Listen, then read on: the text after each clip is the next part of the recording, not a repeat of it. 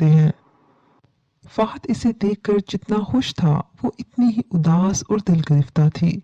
आज पूरे 7 साल बाद वो आमने सामने थे। कहने को 7 साल, मगर एक तवील दुख भरा अरसा जिसने मारिया को सिर्फ आंसू ही दिए थे।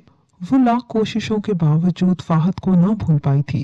इस वक्त दोनों शॉपिंग मॉल के फूड कोर्ट में आमने सामने बैठे थे। फहद पहले से थोड़ा कमजोर हो गया था, जबकि मारिया पहले जैसी ही थी, खूबसूरत और दिलकश। बस जो आंखें मुस्कुराती रहा करती थी, अब वहां खामोशी और उदासी की गहरी छाप थी। फहद खामोशी से इसे देखे जा रहा था। मारिया, कैसी हो? ठीक हूँ, और तुम्हारे बगैर कैसी हो सकती थी मैं? जानता हूँ। वो गहरी सांस लेकर रह गया।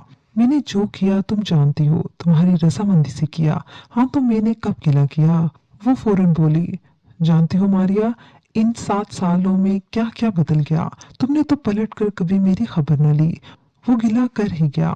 क्या करती तुमसे राब्ता करके फहद? तुम्हारी जिंदगी में कोई और जो आ गया था। मैं किसी का दिल दुखाना नहीं चाहती थी, ना किसी का सब्र आजमाना चाहती थी। वो भी कब मेरा साथ निभा सकी मारिया? फहद यकदम ही उदास हो गया। क्या मतलब? मारिया का दिल धड़क उठा। हाँ मारिया, फरीहा और मेरा साथ सिर्फ 5 बरस का रहा। वो भी मुझे छोड़ गई एक बेटे का तोहफा देकर। कहाँ चली गई फरीहा? मारिया, वो दूसरी बार माँ बनने जा रही थी। सब कुछ ठीक था, मगर 8वें महीने में इसका ब्लड प्रेशर इतना बढ़ गया कि लाख डॉक्टर्स की कोशिशों के ना वो बच पाई और ना ही मेरा बच्चा। फहद की आंखों की वीरानी से मारिया का दिल ही जैसे डूब गया था। ओह, आई एम सॉरी फहद, मुझे कतन अंदाजा ना था कि तुम्हारे साथ इतना बड़ा हादसा हो गया। इसने अपना हाथ फहद के हाथ पर रख दिया। इट्स ओके मारिया, नसीब में यही सब कुछ लिखा था। वो जबरदस्ती मुस्कुराया। और तुम कैसी हो मारिया? आई होप कि तुम्हारी शादीशुदा जिंदगी अच्छी गुजर रही होगी। नहीं, मारिया ने जवाब दिया, मैं ये नहीं कर सकी। मैं तुम्हारी जगह किसी और को कभी नहीं दे सकी फहद। और फिर चंद ही मुलाकातों में फहद और मारिया ने फिर से एक होने का फैसला कर लिया। फहद की वालदा अब खामोश थी। शायद यही तकदीर का फैसला था कि मारिया ने ही फहद की जिंदगी का साथी बनना है। 4 साला सनी बहुत समझदार और प्यारा बच्चा था। वो जल्द ही मारिया से घुल मिल गया। फरीहा फहद की खालाजाद थी, जिसको बहुत जिद और हट धर्मी से फहद की अम्मी ने फहद की जिंदगी में शामिल किया था। मगर ये दोनों की किस्मत में ना था कि साथ जिंदगी गुजार पाते। फहद की अम्मी मारिया और फहद को साथ देखकर बहुत खुश थी। अलबत्ता कोई था जो अब भी मारिया को इस जगह मिसफिट समझ रहा था। वो थी फरीहा की मां नूरीन खातून। बज़ाहिर तो भांजे की जिंदगी सवर जाने पर इन्होंने इसे खूब दुआएं दी थी, मगर अंदर ही अंदर वो जैसे अंगारों पर लौट रही थी। कमरे में नीम अंधेरा था। बारिश आदमी सर झुकाए इनकी बातें सुन रहा था। क्या बताऊं शाह जी, वो डाइन है। मेरी फरीहा को इसकी नजर और हाय खा गई। नूरीन खातून रो रही थी। तुम अभी क्या चाहती हो? पहले भी तुम्हारे कहने पर मैंने तुम्हारी बहन का दिल इस लड़की के खिलाफ किया था। अब क्या चाहती हो? बस शाह जी, इस बार कुछ ऐसा कर दें कि आपा इस लड़की को धक्के देकर घर से बाहर निकाल दें। मैं अपने नवासे से बहुत प्यार करती हूँ। भला बताएं, जो मोहब्बत इसकी सगी खाला दे सकती है, वो कोई गैर लड़की दे सकेगी? अच्छा, तो ये बात है। अब तुम अपनी दूसरी लड़की को इस घर की बहू बनाना चाहती हो। वो जरा सा मुस्कुराया। अजीब मकरू मुस्कुराहट थी। जी शाह बाबा, वो धीरे से बोली। नजराना लाए हो? जी जी बिल्कुल। नूरीन खातून ने 5,000 के कई नोट पर से निकालकर तख्त पर रख दिए। एक नजर नोटों पर डालकर शाह ने आंखें बंद कर ली। इस बार बहुत टेढ़ा मसला लेकर आई हो। मेरा आसरा तो आप ही हैं शाह बाबा। वो कुफर की हद तक पहुंच चुकी थी। ठीक, पर इस बार बड़ा मुश्किल काम ले आई हो। मगर मेरी मुरीद हो, खाली हाथ वापस कर देना मेरी तौहीन है। आप बताएं करना क्या है शाह बाबा? वो बेसब्री से बोली। मुझे ऐसी औरत का खून चाहिए जो उम्मीद से हो, और कोई ऐसा जेवर ला कर दो जो वो लड़की हर वक्त पहने रखे। नूरीन खातून के चेहरे पर परेशानी झलकने लगी। जेवर तो मैं ले आऊंगी, वो इसे तोहफे के तौर पर दे दूंगी। अलबत्ता ऐसी कोई औरत। वो सोच में पड़ गई। सोचो और सोचो, कोई ना कोई रास्ता निकल ही आएगा। शाह ने इसकी सोच को तहरीक दी। अब तुम जाओ और इंतजाम हो जाएगा तो आ जाना। मुझे और लोगों को भी देखना है। जी शाह बाबा। वो कीदत से इसके हाथ चूमती उल्टे पांव वापस निकल आई। कुछ दिनों से मारिया की तबीयत कुछ खराब सी थी और आज डॉक्टर ने चेकअप के बाद इन्हें वालिदैन बनने की खुशखबरी दे डाली। फहद वापसी में बहुत ज्यादा फ्रूट्स और चॉकलेट से लदा फंदा वापस आया था। हस्बे तवक्को इसकी अम्मी बेहद खुश थी। बस मारिया, अपना बहुत ख्याल रखा करो बेटा, एहतियात करो मेरी जान, और घर के कामों की फिक्र ना करना, ये सब कुछ मैं संभाल लूंगी, शमीम बेगम ने कहा। शमीम बेगम ने फौरन अपनी बहन को फोन मिलाया। मैं क्या बताऊं आपा, मैं कितनी खुश हूँ ये खबर सुनकर। अल्लाह खैर से मेरी मारिया को फारिग कर दे। पता नहीं कितनी मन्नतें मान रखी हैं मैंने। शमीम बेगम खुशी से चहक रही थी, जबकि नूरीन खातून के सीने पर गोया सांप लौट रहे थे। हाँ हाँ शमीम, सब खैर होगी, चक्कर लगाऊंगी जल्द आपकी तरफ, और मारिया के लिए तोहफा भी लेकर आऊंगी। अरे नहीं, इन सब की कोई जरूरत नहीं। वो बहन की दिली कैफियत से कतन ला इल्म इसकी बज़ाहिर नजर आती खुशी पर मुतमईन हो गई। अरे नहीं बहन, ये तो इसका हक है। और बताएं, सनी तो ठीक है ना? मारिया इसका ख्याल तो रखती है ना? अरे ऐसा वैसा लाडला है इसका। अरे ये शोर कैसा है नाइला? नूरीन खातून की आंख किचन में आती आवाजों पर खुली। अम्मी जल्दी आए, शुबाना किचन धोते हुए गिर गई है, काफी चोट भी लगी है इसे। नाइला की घबराई हुई आवाज पर वो लपक कर किचन की तरफ पहुंची। शुबाना के पांव पर लंबा कट लगा था, जिससे बल बल खून बह रहा था। एकदम इनके दिमाग में कुछ आया। तुम इसे संभाल कर लॉन्ज में ले आओ। नाइला, मैं बैंडेज लेकर आती हूँ। वो लपक छपक कर कमरे में जा घुसी। जाहिर शुबाना की पट्टी करते करते इन्होंने निहायत होशियारी से इसका खून अपने हाथ में पहने सोने के कड़े पर लगा लिया। ये खबर इन्हें कुछ दिन कबल ही मिली थी कि शुबाना भी उम्मीद से है। नूरीन खुशी खुशी बहन के घर चली आई। कंगन पर काम हो चुका था, बस ये किसी तरह मारिया के हाथों में जाना था। मिठाई से लदी बहन को आते देखकर शमीम बेगम बेहद खुश हो गई। मारिया बेटा इधर आओ। इन्होंने खिलती मारिया को अपने पहलू में बिठा लिया। ये मेरी तरफ से तुम्हारी शादी और आने वाले बच्चे का तोहफा है, इनकार मत करना। मारिया ने हैरत और मुसर्रत से इस महंगे कड़े को देखा। मगर खाला, ये तो बहुत कीमती है। हाँ, मगर तुमसे ज्यादा नहीं। बज़ाहिर वो बहुत मोहब्बत से बोली, जबकि दिल अंदर ही अंदर नफरत से खोल रहा था। ले लो बेटा, मोहब्बत से दिए गए तोहफे का इनकार नहीं करते। शमीम बेगम हर बात से बेखबर मोहब्बत से चूर लहजे में बोली। मारिया ने झिझकते हुए कड़ा अपने हाथ में पहन लिया। माशाल्लाह, बहुत जच रहा है, जैसे तुम्हारे लिए ही बना हो। नूरीन खातून ने खुशी से मारिया का माथा चूम लिया। बस अब मैं ये कभी तुम्हारे हाथ से उतरता ना देखूं। इन्होंने मोहब्बत से इसे देखा। मारिया ने मुस्कुराते हुए सर हिला दिया। इस वाकये के दूसरे दिन की रात मारिया की आंख अचानक खुल गई। कमरे में हल्की हल्की लैंप की रोशनी फैली हुई थी। कुछ गैर मामूली सा एहसास था। फहद की तरफ इसकी पुश थी। अजीब सा तनाव और खौफ इसे घेरे हुए था। मारिया ने धीरे से करवट बदली और लम्हे भर को इसकी चीखें हर तरफ गूंजने लगी। एक मुर्दा इसके पहलू में पड़ा था, सीधा। काफूर की बू से इसकी सांसें रुकने लगी थी। मारिया, मारिया क्या हुआ? फहद इसे झंझोड़ रहा था। वो इससे ज्यादा मारिया ना बोल पाई और बेहोश हो गई। पल ही में सब लोग इसके आसपास जमा हो गए। या अल्लाह, किसकी नजर लग गई मेरी खुशियों को? शमीम खातून रोते हुए इसे धम कर रही थी। और फिर ये सिलसिला चल ही पड़ा। मारिया को हर दम घर में मुर्दे नजर आने लगे। वो कुछ ही दिनों में जैसे पागल होकर रह गई थी। शमीम खातून, फहद सब बहुत परेशान थे। मारिया को लम्हा भर भी तन्हा ना छोड़ा जाता, मगर अब ये सिलसिला बढ़ता जा रहा था। उसे दौरे पड़ने लगे थे, हाथ पांव मुड़ जाते, मुंह से झाग आने लगता। और एक दिन इसी हालत में इसका बच्चा भी जाया हो गया। एक कयामत थी जो इन पर टूट पड़ी थी। फहद बच्चों की तरह रो पड़ा। अम्मी, ये मेरे किस गुनाह की सजा है? मेरे नसीब में अब कोई खुशी नहीं बची। सब ठीक हो जाएगा बेटा, तुम मारिया पे ध्यान दो। ये तो उसकी पहली खुशी थी।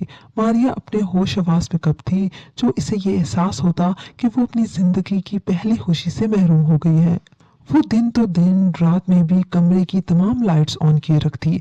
ऐसा लग रहा था कि वो आहिस्ता आहिस्ता मौत की तरफ बढ़ रही है। इस थोड़े से अरसे में इसकी तमाम तर खूबसूरती खत्म हो चुकी थी। हड्डियों का पिंजरा बन गई थी वो। इस तमाम सूरत हाल से अगर कोई खुश था तो वो नूरीन खातून थी। फहद मारिया को शहर के तमाम बड़े और अच्छे डॉक्टर्स को दिखा चुका था, मगर इसका इलाज ला इलाज बन चुका था। मुझे छोड़ दो फहद। वो एक डॉक्टर के पास से वापस घर आ रहे थे, तब मारिया ने इसे मुखातिब किया। क्या मतलब? फहद ने हैरानी से इसका चेहरा देखा। जवाबन वो हाथों से चेहरा छुपाकर रोने लगी। मैंने तुम्हारी जिंदगी मजीद अजाब बना दी है फहद। मुझे मार दो या किसी लावारिस सेंटर में मुझे छोड़ाओ। फहद ने गाड़ी रोक दी। और मेरा क्या? मैं कैसे जीऊंगा तुम्हारे बगैर? जवाबन वो सिसकियां भरती रही। तुम मेरी जिंदगी हो मारिया, तुम मेरे साथ हो, मेरे पास हो, मेरे लिए इससे बढ़कर कुछ नहीं। ये वक्त गुजर जाएगा, कट जाएगा। वो उसे प्यार से समझा रहा था। तभी एक फकीर चला आया। दे इसके नाम पर जो सबसे मोहब्बत करने वाला है। ये लो बाबा, बस मेरी जिंदगी के लिए दुआ करो। लम्हा भर के लिए फकीर ने मारिया पर नजर डाली। तेरी जिंदगी की जिंदगी दांव पर लगा दी है तेरे किसी अपने ने। ये नहीं बचेगी, वो इसे खत्म कर देगी, वो तेरी जिंदगी बदल देगी। फहद ने चौंक कर से देखा। तभी लम्हा भर में मारिया के चेहरे पर जैसे पूरे जिस्म का खून जमा हो गया। दफा हो जाए यहाँ से, वो गराई, वरना मेरे हाथों तू भी खत्म हो जाएगा। हा हा हा, वो फकीर कहका लगाकर हंस पड़ा। यहाँ से चलो फहद। इसकी आंखें सुर्ख अंगारा हो रही थी। मारिया की आवाज बदल चुकी थी। फहद मारिया की तरफ देखकर हैरान परेशान था। फहद ने कुछ सोचते हुए गाड़ी स्टार्ट कर दी। मारिया बेड पर दवाइयों के जेरे असर बेखबर सो रही थी। फहद ने आज होने वाला वाकया शमीम खातून को सुनाया तो वो दोनों इस वक्त फहद और मारिया के कमरे में बैठे हुए थे। फहद, मुझे भी ये कोई और मामला लगता है। एकदम से ये सब कैसे हो गया? यकीनन इस फकीर ने जो कहा इसमें कुछ न कुछ हकीकत जरूर है। अब हमें क्या करना होगा अम्मी? फहद परेशान हो गया। परेशान मत हो बेटा, ये मुश्किलात तो आर्जी हैं। यकीनन हमारा रब कोई ना कोई रास्ता जरूर निकाल देगा।